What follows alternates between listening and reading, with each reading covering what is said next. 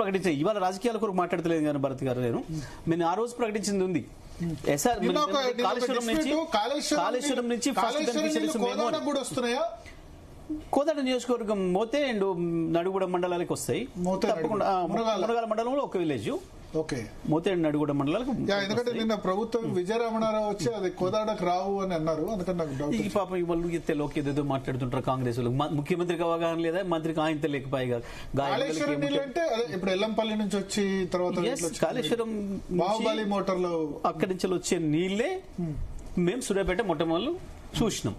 ఆ నీళ్లతోనే సూర్యాపేట జిల్లా వ్యవసాయం చేసింది బ్రహ్మాండంగా. ఇది సూర్యాపేట కాన్స్టిట్యున్సీ, తుంగతుర్తి కాన్స్టిట్యున్సీ, కోదాడలో సగం కాన్స్టిట్యున్సీ మొత్తం కూడా దాంతోనే వ్యవసాయం బ్రహ్మాండంగా సాగింది గత 5 సంవత్సరాలు. మా చెరువులు 5 ఏళ్లు ప్రతి సంవత్సరమే కాదు 365 రోజులు ఎప్పుడు మత్తడి దుంకుతూనే ఉన్నాయి, ఎప్పుడు అలుగులు వస్తూనే ఉన్నాయి మా మొత్తం చెరువులు. ఇప్పుడు ఒక్కసారి మీ రిపోర్టర్ పంపిస్తే ఏ రకంగా బూసిపోయినాయో, ఏ రకంగా ఎండిపోయినాయో. 4 కిలోలు 5 కిలోల చేపలు పండినాయి మా చెరువులలో. ఇవాళ దిక్కులేదు, పరక పిల్లలకు దిక్కులేని పరిస్థితి వచ్చేసింది.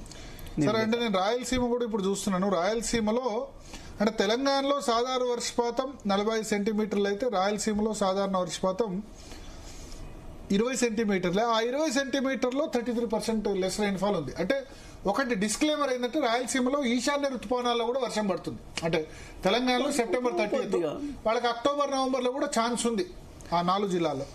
సో మనకు అక్కడ ఇప్పుడు దాంతో మనకి ఇప్పుడు అంటే పోతిరెడ్డిపాడు అంటే ఇప్పుడు మీరు పోతిరెడ్డిపాడు లేదా రాయలసీమ గురించి మాట్లాడితే ఒక విమర్శ వస్తుంది.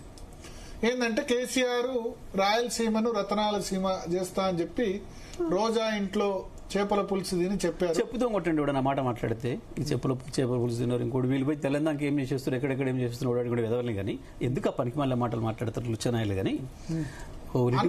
రోజా